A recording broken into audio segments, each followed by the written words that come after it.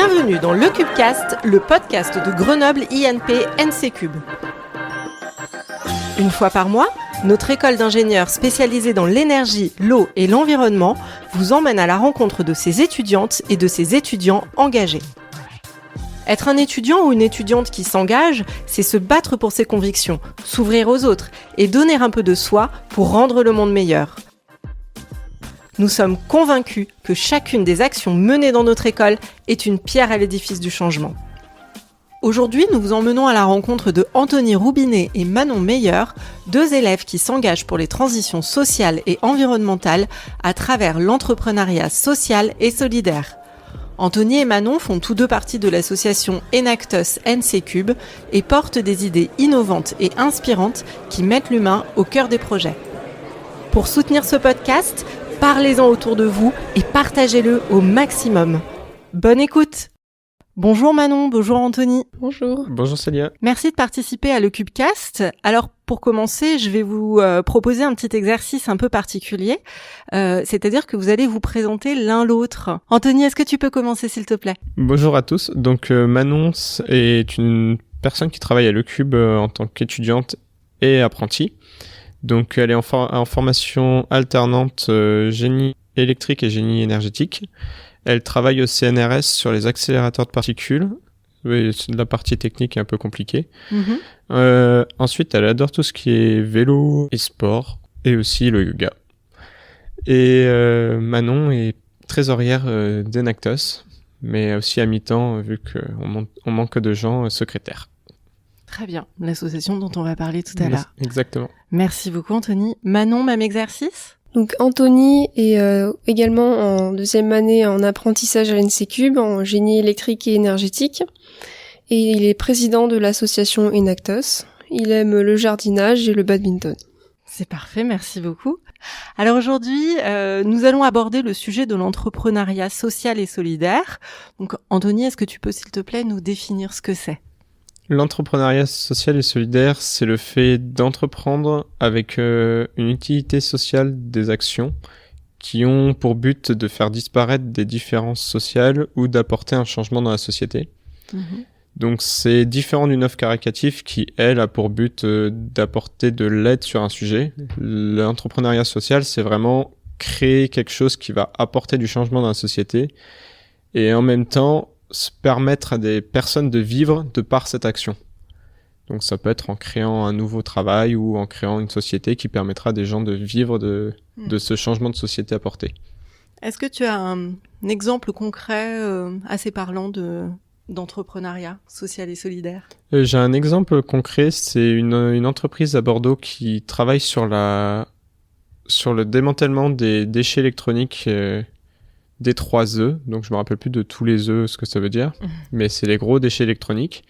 Et cette entreprise, elle embauche des personnes en réinsertion professionnelle, donc qui sortent de prison, des jeunes qui n'ont pas trouvé de boulot, ou des chômeurs qui ne trouvent plus de boulot du fait de leur ancienneté. Et dans ce cas-là, elle leur permet de se former sur un nouveau métier, et en même temps de recycler les déchets électroniques qui, eux, n'étaient pas forcément recyclés. D'accord. Donc il y a vraiment une démarche à la fois sur le fond et aussi sur la forme, pas seulement sur l'objet de service qui est vendu, mais aussi sur la manière dont on va le faire. Exactement, c'est tout à fait ça. Alors, vous l'avez dit dans votre présentation, vous faites tous les deux partie de l'association Enactus NC-Cube.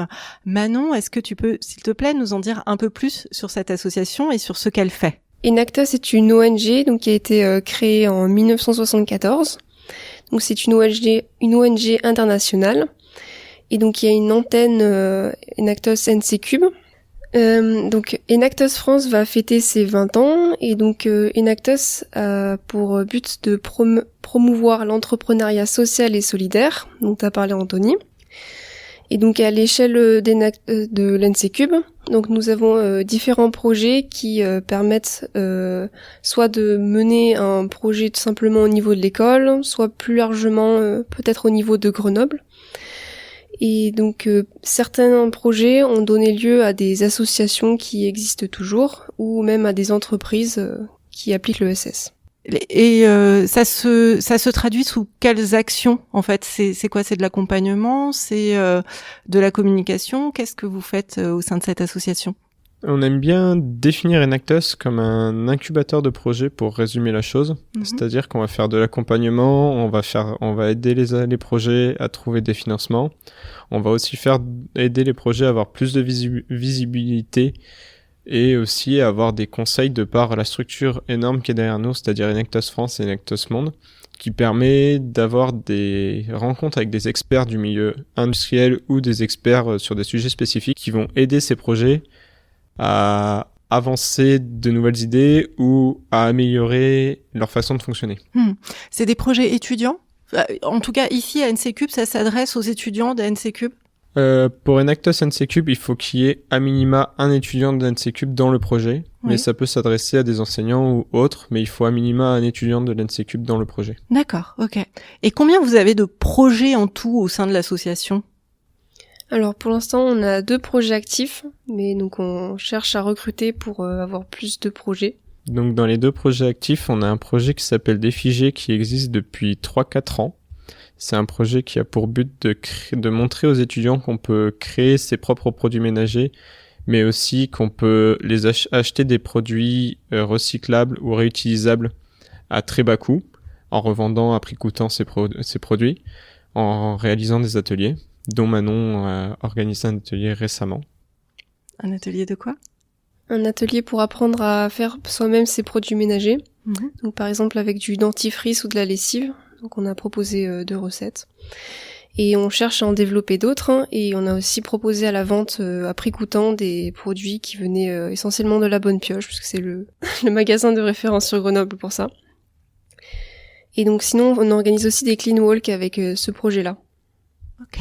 Et le deuxième projet qu'on a, c'est un projet dont je suis le porteur et le seul participant. C'est un projet de ferme autonome, donc ça c'est un projet de vie pour moi et qui est aussi d'entrepreneuriat social, puisque le but c'est de montrer aux gens qu'on est capable de créer de la valeur et créer sa propre nourriture avec pas grand chose. Et dans ce projet-là, pour le moment, on a des échanges avec Schneider Electric pour la création d'un potager dans leur cour arrière de leur bâtiment, puisqu'ils ont un énorme espace et eux ils cherchent à créer un potager avec interaction senior et jeuneau, on va dire, entre guillemets. Junior, oui, junior, c'est mieux, oui. Et le deuxième projet qui va bientôt partir, c'est de voir avec la ville de Grenoble pour installer des potagers sur des zones vertes dans la ville. Donc ça serait des étudiants qui iraient par exemple planter des plants de tomates, des plants de poivrons, des plants de vignes pour mettre de la verdure dans Grenoble. Hyper intéressant. Et qu'est-ce qui t'a poussé à t'intéresser à ce type d'entrepreneuriat ? L'entrepreneuriat social ou... Oui. J'ai fait pas mal d'années de sensibilisation sur l'environnement et tout ce qui s'ensuit. Et je me suis rendu compte que tant qu'on n'apportait rien de concret aux gens, qu'on leur montrait pas que c'était possible, ils avaient tendance à se dire oui, mais de toute façon, je fais quelque chose, ou oui, mais de toute façon, on peut pas faire mieux. Donc, je me suis dit pourquoi pas leur montrer ce qu'il en était. Donc, pour ce projet-là, je me suis dit je vais créer une ferme autonome déjà pour pouvoir, puisqu'on n'a pas une vision vraiment positive de l'avenir par rapport à certains sujets. Donc, je me suis dit au moins ça permettra de s'assurer un coussin de sécurité. Et en plus, ça permettra de montrer aux gens que c'est possible de faire quelque chose avec pas grand-chose. Donc avec de l'autonomie, en général, l'autonomie, c'est le plus bas niveau d'évolution qu'on puisse avoir. Donc montrer qu'il est possible d'être autonome montre qu'on peut faire une ville durable demain. Et ensuite, au niveau de l'entrepreneuriat social, j'ai toujours aimé, on va dire, ne pas être d'accord avec ce qui existe. Et donc être dans l'opposition. Et en étant dans l'opposition, l'entrepreneuriat social, c'est un peu, on va dire, pour moi, l'opposition du monde dans lequel on est, puisqu'on a plus tendance à privilégier l'argent, le matériel, plutôt que l'humain. Et partir sur l'entrepreneuriat social, du coup, c'était comme une vocation. Ok, je comprends. Manon, même question. Qu'est-ce qui t'a intéressé dans ce type d'entrepreneuriat ? J'ai tendance un peu à penser comme Anthony qu'il faudrait peut-être rechanger quelque chose dans le monde actuel. Et donc c'est vrai que le fait de repenser à collaborer entre humains pour un but qui soit qui prenne en compte la planète et donc tous ses habitants, c'est quelque chose qui me tient vraiment à cœur et donc c'est pour ça que je voulais m'engager un peu dans ce projet-là. Est-ce que en dehors de vos projets dont vous venez de nous parler, il y a des projets qui vous tiennent à cœur ? Alors, il y a un projet, moi, qui m'intéresse particulièrement, qu'on n'a pas pu relancer cette année, mais on a eu beaucoup d'espoir pour le relancer, c'est le projet Together. C'est un projet qui a pour but de mettre en relation les personnes âgées et les migrants, qui sont deux populations vulnérables et isolées. Et en mettant ces deux populations en accord, on fait d'une pierre deux coups. Donc on permet aux personnes âgées de discuter avec des gens et de voir des gens au quotidien. On permet aux migrants de s'intégrer dans la société. Et l'avantage, c'est qu'on peut faire aussi sauter tous les stéréotypes qui existent et potentiellement les faire mieux s'intégrer dans la société. Donc c'est un projet qui a été abandonné faute de personnes, mais qui peut être repris à tout moment. Et vous, une fois diplômé de l'école NCCube et donc ingénieur, est-ce que vous souhaiteriez travailler dans le secteur de l'entrepreneuriat social et solidaire ?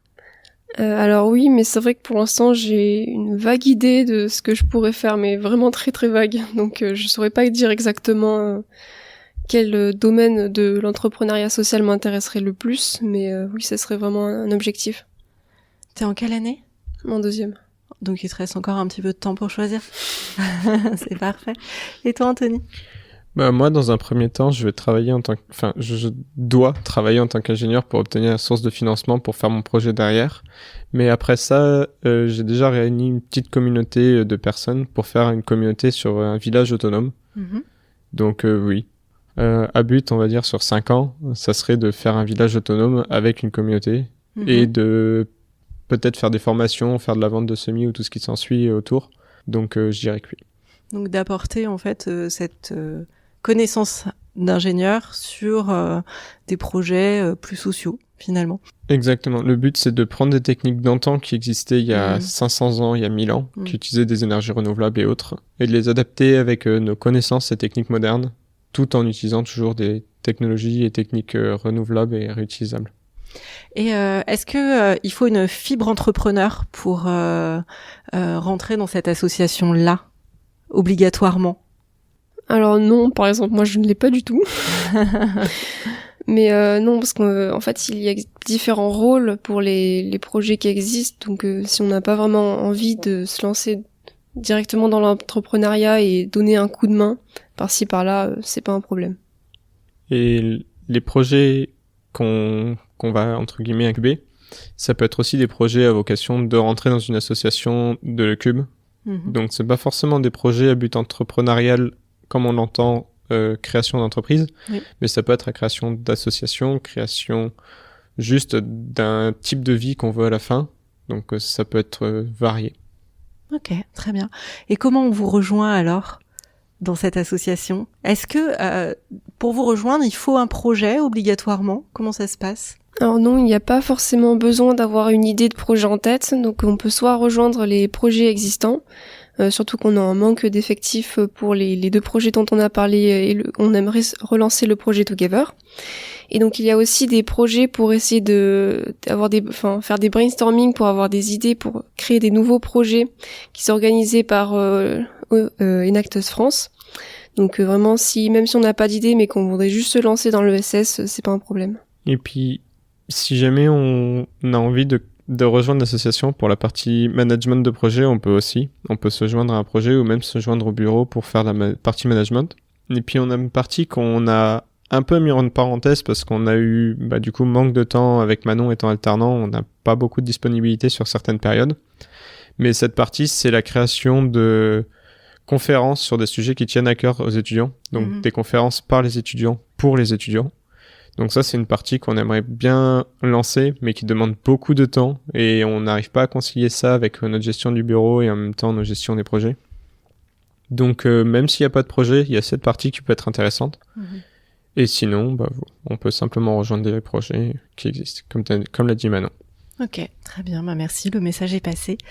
Est-ce que vous auriez des ressources, je sais pas, des livres, des documentaires, des podcasts, que vous conseillerez aux personnes qui souhaitent en apprendre un peu plus sur ce sujet ?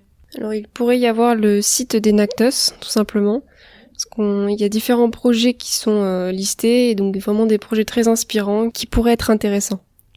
Et sinon, venez faire comme nous, venez tester Enactus, l'entrepreneuriat social. Ok, parfait. Pour finir, on va passer à la question signature du podcast. Quelle est la valeur de l'école dans laquelle tu te reconnais le plus, Anthony ? Vaste question. Je dirais que je me reconnais dans le 3e E, de l'école. C'est un peu généralisé, mais bon, ça va être une bonne réponse parce que on va pas donner beaucoup, enfin, je vais pas donner toutes les valeurs dans lesquelles je me reconnais. Mais je dirais que la valeur environnementale, c'est une valeur qui me tient à cœur et que le social y est en grosse partie lié. Donc pour moi, c'est le 3e E de l'école. Et toi, Manon ? Moi, ça serait plutôt l'entraide, parce que c'est vrai que l'école met quand même pas mal de choses en place pour, par exemple, que les 2e années aident les premières années, ou par exemple aussi pour le parrainage d'étudiants étrangers. Donc je trouve que c'est une valeur que j'aimais bien et qui rejoint l'ESS. Eh ben, merci beaucoup à tous les deux. Et puis je vous souhaite une très bonne continuation dans tous ces projets. Merci Célia. Merci, à bientôt. Merci d'avoir écouté le Cubecast et rendez-vous le mois prochain avec de nouveaux projets engagés pour le développement durable, la parité, le handicap, la précarité énergétique et plein d'autres sujets qui nous concernent tous. Pour rester informés, abonnez-vous, mettez des commentaires et des étoiles sur votre plateforme d'écoute et surtout, n'oubliez pas, donnez un high five à tous les participants qui prêtent leur voix à ce podcast. À bientôt!